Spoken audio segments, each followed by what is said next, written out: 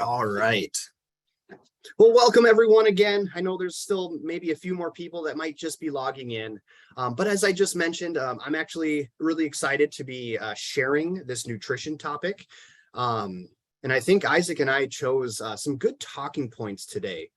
One thing that I do want to kind of make clear for everyone is even though we are well-being specialists, we are not nutritionists, we're not registered dietitians. So when it comes to nutrition, we have general knowledge with some specifics that we can share based on our scope of practice. But as we get into this stuff, if you do have specifics in regard to dietary preferences, maybe specific like numbers and metrics for grams of protein or caloric intake, those are things that you should definitely maybe consider reaching out to like I said, certified nutritionist or a registered dietitian. So because they can really help pinpoint and narrow things down specifically for your needs. So like I said, we can share some kind of general information, but yes, if you do have specifics, we might not be able to help. And like I said, highly refer you to talk to a dietitian. But the talking points for today, importance of macronutrients, navigating the grocery store, minimize or limit highly processed foods, calories in versus calories out. We'll have some, we'll talk about some additional tips regarding nutrition. And then Isaac will talk about the homework and the 5 minutes of fitness challenge. So one little note on that homework, I'm going to make a change. As I was going through this and creating this presentation, I realized that the myplate.gov homework that we chose was probably not the most appropriate choice, as we have participants from all over the world, not just here in the United States. So if you want to make this note now, or just be on the lookout for it in the follow-up email, I will highlight it again. But this week's homework will be visiting your local state or country or the government website that depicts the guidelines and recommendations for nutrition based on where you live in the world. What's actually kind of neat is I was looking through the United States, I looked into the United Kingdom, Canada as well. Those were the ones that I could really find the websites for. Just about all of them kind of share the same approach and guidelines and recommendations. So yeah, that'll be this week's homework. You'll see the links to some of those websites at the end of the slides here when Isaac shares that with you. So let's get into the first thing. And I'm going to spend maybe just like 5 minutes on each of these topics, just because we're only limited to the 30 minutes that we have here. We could essentially, with the topic of nutrition, turn it into a essentials of nutrition, if you will, and basically do an 8-week nutrition kind of webinar, just because there's that much information. But I might run through these quick, so be sure to check out the slide deck, the PDF that I send out afterwards for just some of that more detailed information if you want to find that stuff out. But yeah, let's dive into the macronutrients. Starting with carbohydrates. All of these 3 macronutrients are very essential. There's a lot of myths out there that say, and a lot of statements that say like, oh, carbs are bad for you, or fats are bad for you, or, don't have too much protein because of this. So I want to kind of break down here briefly the importance of these nutrients. So carbohydrates, number 1, it's a highly efficient source of fuel for the body, especially when it comes to like workouts. It's the most readily available fuel source for some of your activities. Keeps the brain and nervous system functioning. It aids in metabolism of fat, but it also, and this is the one that I like to highlight, it helps preserve lean protein or muscle mass.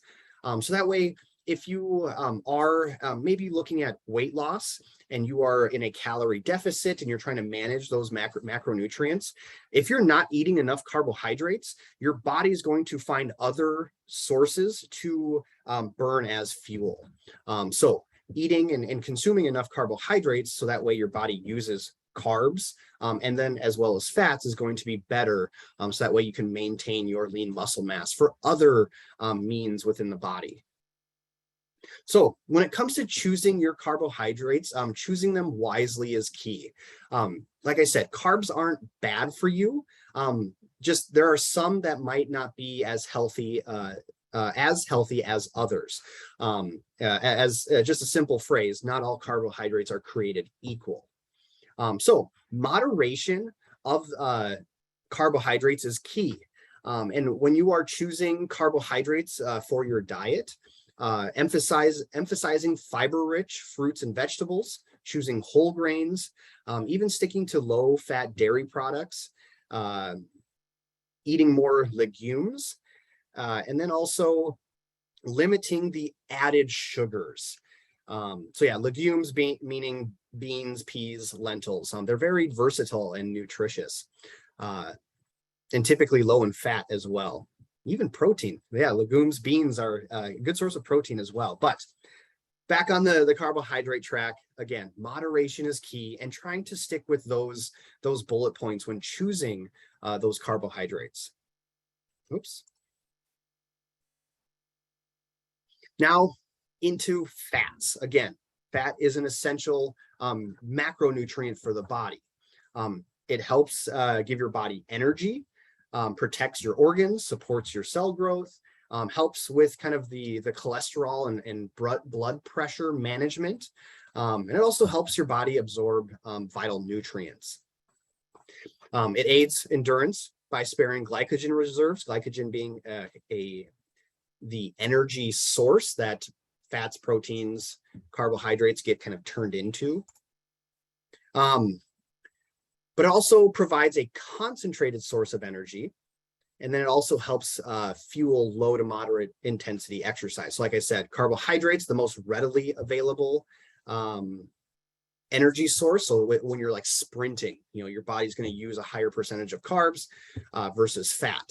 If you're more so doing like a aerobic type exercise, walking, for example, or maybe like a light jog, fat is going to most likely be the primary fuel source, with then carbohydrates kind of being secondary. Again, it's all percentage based. So when it comes to dietary fat, there are two types of dietary fat, saturated and unsaturated. Saturated fat typically is kind of like your solid form of fats. And they're typically kind of the quote unquote bad fats for you. These ones can increase your LDL cholesterol levels. And you can typically find the saturated fats in like pizzas, desserts, hamburgers, cookies, a lot of your like processed or baked foods. But there are and is kind of that saturated fat that is somewhat essential that comes in like animal products as well. But unsaturated fat is commonly called the good fat, and it'll help raise that good cholesterol level. So overall, it's always a good idea when maybe grocery shopping, make sure to look at the food labels and just help yourself identify, highly saturated foods and try to minimize highly saturated foods. And looking at unsaturated fat is kind of more of the go-to. And then protein. Protein, again, an essential macronutrient. Protein has a lot of benefits, helps reduce appetite and hunger levels. It's typically a denser food source and has a denser nutrient profile as well. So it kind of helps with that appetite and managing the hunger levels. It also helps increase lean muscle mass and strength. Your muscle tissue is one of the most metabolic tissues in your body. So making sure that you are eating enough protein to help build your muscle mass. And I'm not talking about bulking up. It's having, the higher lean muscle mass compared to your body fat, because that'll help regulate your metabolism a little bit better.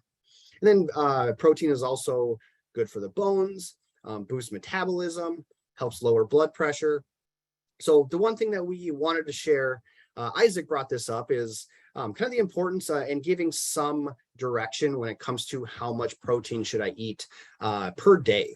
Again, this is some general knowledge stuff that we can share. If you're really looking at breaking this down specifically for you, your caloric needs, even for your goals, like I said, make sure to reach out, to a certified nutritionist or a registered dietitian. But there's the calculation involves 0.8 grams is kind of the rule of thumb when it comes to grams of protein per kilogram of body weight per day. So the example at the bottom, 150-pound person, you would divide that by 2.2 to get your weight into kilograms, so 68.2 kilograms in this example.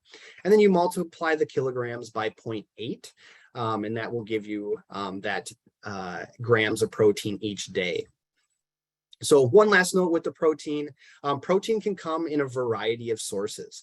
Can be animal-based proteins, can be plant-based proteins. Like I mentioned before, there's some like vegetables, legumes, again, beans, lentils. There's some other food items that do possess protein in its nutrient profile. So having a good wide variety of protein sources is really good for the diet. All right, one of the ones that I was top on my list to share with everyone today is navigating the grocery store. So considering some of the best practices when it comes to, grocery shopping, trying to pick, more healthier items. And so I designed what my kind of interpretation of the grocery store that I usually go to. So this is the layout that I'll kind of be referring to. So the first thing, and I think is the best tip, is shopping the perimeter of the grocery store. Typically throughout the grocery stores, at least that I've been to, the healthier food options, the things that are maybe minimally processed, are found on that perimeter, the outskirts of the store. So produce, the deli, meat, dairy products, and then even part of the frozen food section. Because I'm thinking of like frozen vegetables. Those are a good option if you are looking for maybe a little more cost-effective means to eating more vegetables. Because there is that other section of frozen foods like your pizzas and your kind of TV dinners, if you will, that those are highly processed, and you do want to try to minimize and avoid those options in the frozen food section. So yes, shop the perimeter. Find those fresh food options, like, again, seafood, meat, poultry, some of the dairy. I know I have on there the packaged organic, and that could also be maybe like your bulk item that has like bulk nuts and seeds and, maybe quinoa and whatnot. Other ideas is plan ahead and save time and money. So creating a meal plan or planning meals for the week, and then only shopping for those ingredients that you are needing for your meal plan. And then don't shop hungry. I do this all the time, and I want to be transparent. Like, a lot of times will leave from work, it's getting close to that dinner time. I'm hungry, so I grab what I need, maybe some green beans or asparagus, some of those other, food items that I'm going to use to make for my healthier meal of the evening. But then I leave the store with a sleeve of Oreos or a box of Cheez-Its or, something that is satisfying but not healthy that I can eat on the way home. So it is definitely, in my personal experience, eating before going to the grocery store helps allow you to make better choices, and you don't over shop, essentially.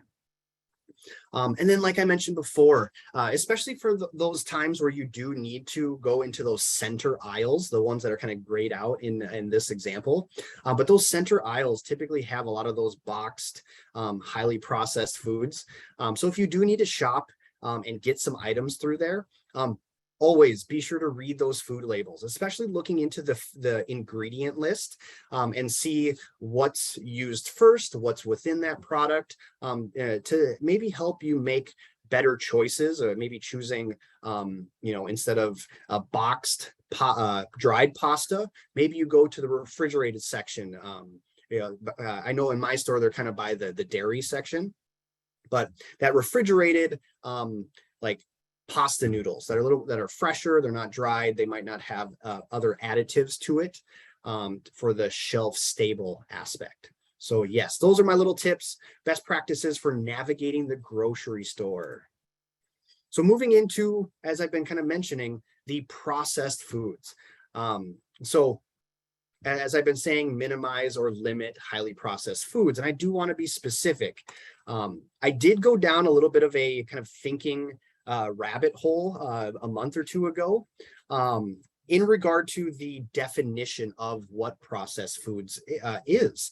And as the definition shows in front of you, anything that's been cooked, canned, frozen, packaged, it is considered black and white processed food.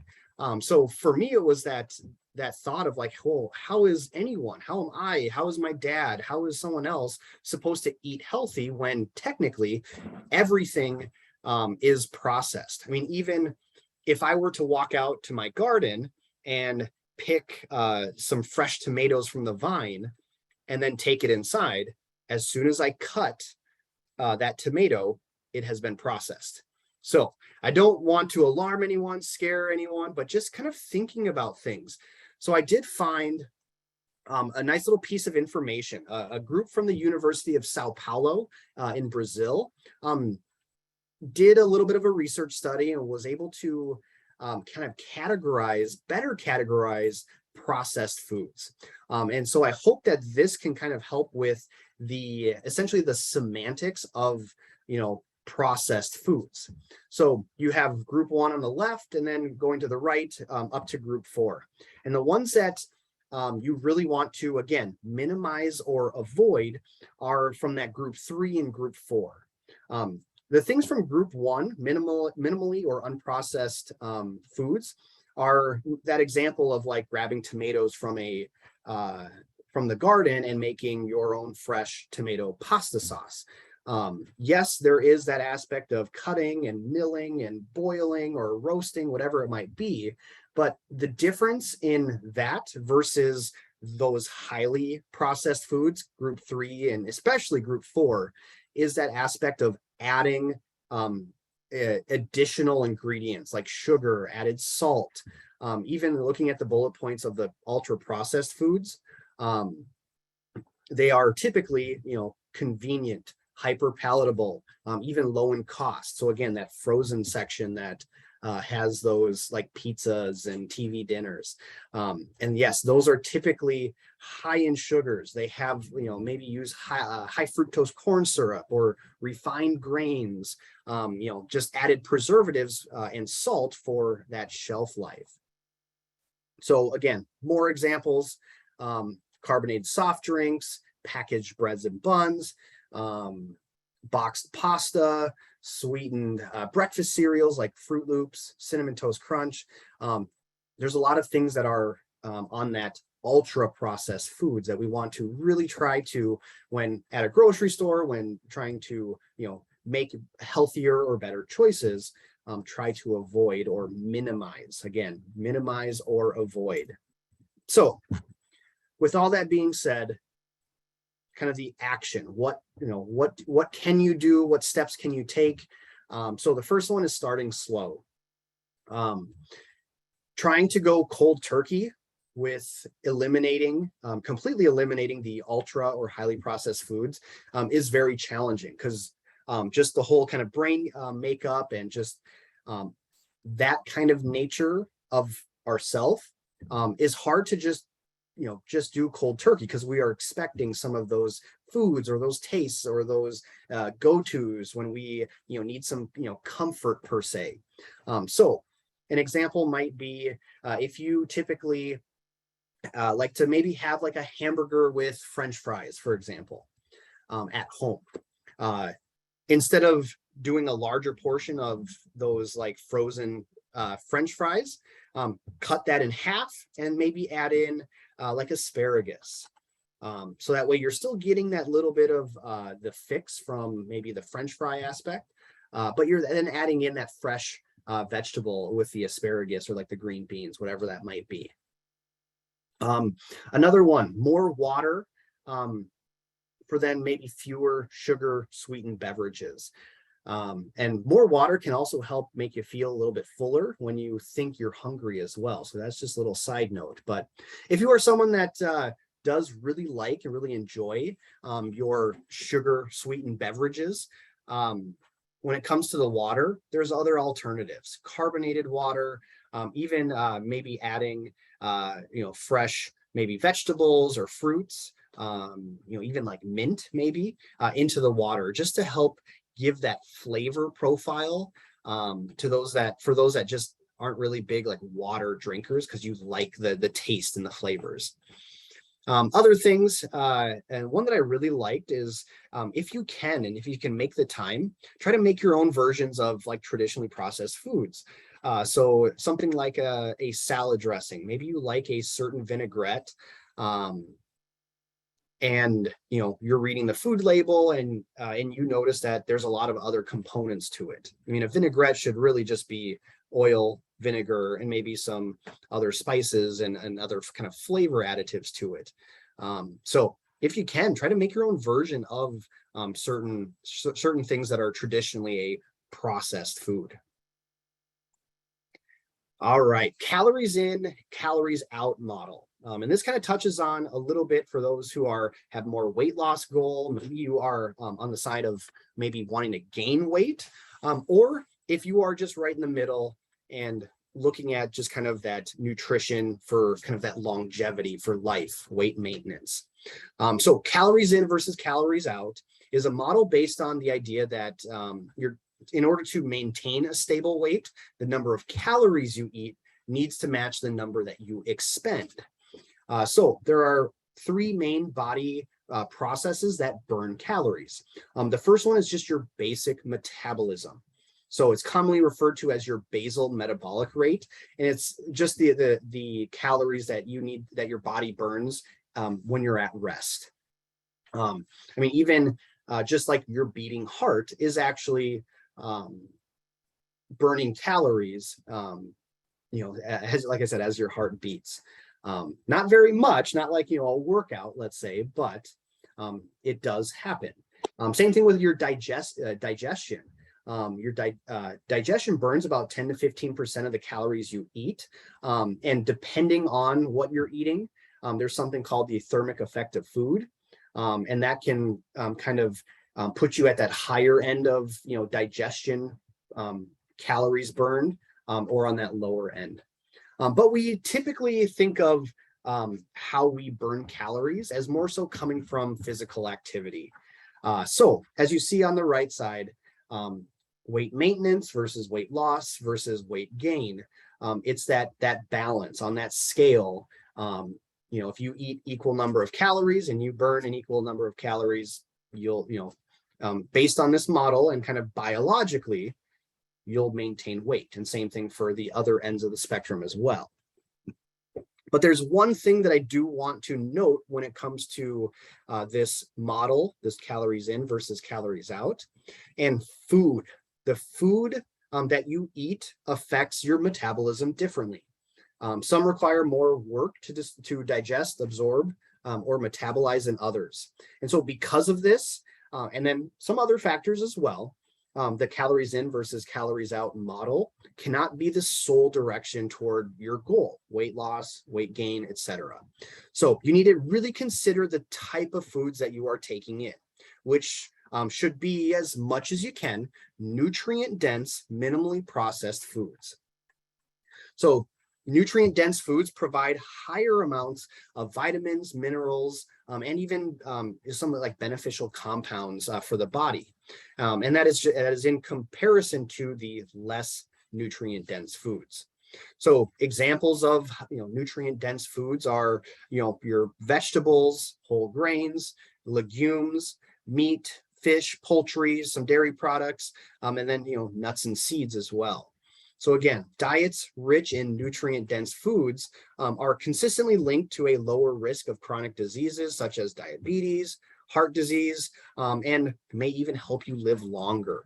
So, like I said, kind of in summation, the calories in versus calories out model, in my kind of philosophies and methodologies, I do believe that calories in versus calories out is important when it comes to your goals, but there is that high regard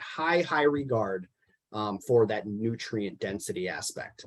You can't just eat 800 calories of, let's say, potato chips and and lose weight. You will, because you're in a calorie deficit, but you're not going to be getting those essential nutrients that you would be getting from nutrient dense foods. So your calories matter. The food sources of your calories matter. All right, getting into, this might work out. We might go a little bit over, but I'm not going to spend too much time here, but I want to give some helpful tips in regard to nutrition. So the first one that I want to talk about is that second point of preloading with water or even lower calorie foods like salads and vegetables first. As I mentioned, sometimes the brain kind of sends that hunger signal when we simply just need to drink some water, just kind of fill that gap in the stomach. So a good option, if you do feel that sensation of hunger, try drinking a glass of water if you haven't had some water in a while. The other one is just try to be done eating meals 2 to 4 hours before you go to sleep. Portion control. So being mindful of what you're of not only what you're eating, but then how you're eating, how you're moving food into your mouth is important. It takes the stomach and brain relay, your hypothalamus to be specific. It takes about 20 minutes for that relay to be sent back to the brain to let yourself know that you are full.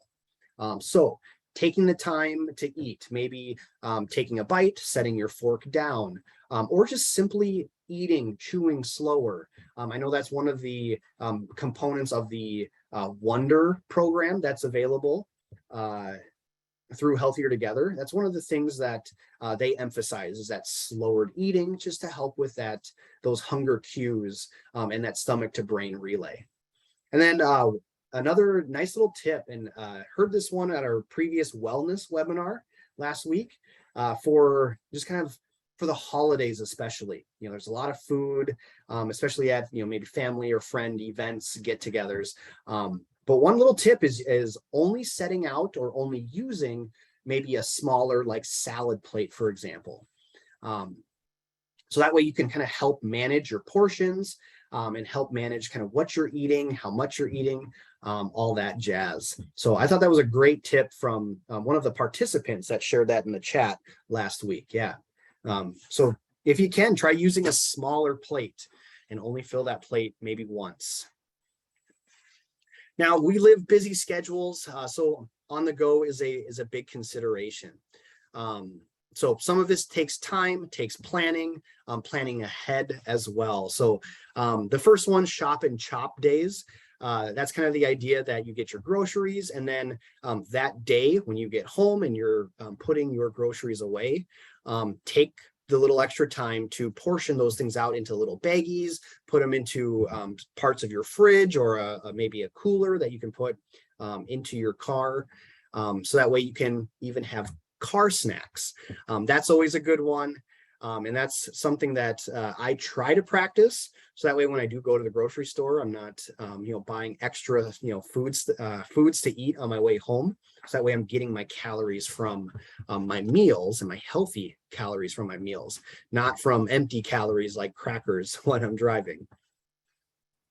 And then, make all snacks 2 food groups. I mean, if you can have some variety, that is always helpful and good just with the different nutrients. And then the meal planning aspect. This doesn't have to be, a all day thing like some people, or maybe that you've seen happen for others. But simple thing that you can do is start small, maybe by planning your snacks, or maybe just choosing today, maybe you're choosing Thursday is going to be a certain meal. It's going to have, these ingredients, and that's your plan. It's always good practice to just, check your pantry, see what you have, try to use what you have. And that can help decrease maybe going out to eat too often, and just eating the good stuff that you might have at home. So yeah, that is the four or five main components that I had for nutrition. So I hope you found some of that stuff beneficial. If you do want to kind of see a previous presentation of ours that we had, that kind of goes down serving sizes for specific foods, feel free to email me, let me know, and I'll share that slide deck with you so you can kind of go through some of those. And those specifically come from the US new recommendations and guidelines, but I do have that available if anyone is curious. But I'm going to hand it over to Isaac as he takes the last couple minutes here to express again the new changed homework for week 2 and the 5 minutes of fitness. Okay, well, great, Kyle. That was awesome stuff. Great information there, taken home. And I even learned a couple things too. So just to do that. So the exercise homework that we're going to be doing this week in your handbook, once again, the exercise is 30 minutes, set 3 to 7 days per week. And you can break that into that 30 minutes into parts if you would like, and always just picking something that you enjoy as well. For our homework, as Kyle mentioned earlier, there is going to be a change in the handbook, as far as we didn't think that the .gov, myplate.gov, was appropriate for everyone, depending on where you are located. So the homework this week will be to go visit your local state, country, government website for guidelines and recommendations for your nutrition. And we have on this slide links to the United States, Canada, and United Kingdom, just for quick references as well. As far as your 5 minutes of fitness challenge, and once again, these 5 minutes of fitness challenges, we ask you to complete 6 out of the 8 weeks. So you don't need to do them necessarily every week. And also you just have to complete the 5 minute challenge once in that week for it to count. But the fun activity exercise we have for you all that we're going to be doing is planks. So I'm going to get spotlighted here, Kyle, if you can switch that. Yep, getting there. Yeah, there it is. Perfect. Okay, so planks. As we were mentioning in other last week, we have different like a beginner plank, which I'll show you right now. So this is like the lower impact plank. You can go up on your fists like this, or on your wrists like that, keeping your toes or your feet crossed and onto your knees like that. You want to keep your core engaged and also squeeze your glutes a little as well to keep that back nice and flat. You also want to avoid having that neck come down as you start getting in those higher seconds of the plank. We have a tendency to want to bring that neck forward to stay stable. Try to keep that neck in line with your back as well. To progress this to a more moderate impact, you can go up on your toes like that, keeping up still on your hands, still on your fists. And then the more advanced version of that is your typical plank of going onto your elbows like that. If your hands and arms are parallel with each other, that's going to increase your intensity as well. If you cross them like this, you're gonna have a little bit more extra support as some of that weight is distributed in the center midline of your body. So you can hold this, keeping your abs engaged, your glutes engaged, back nice and flat. And then for the highest impact move for a plank.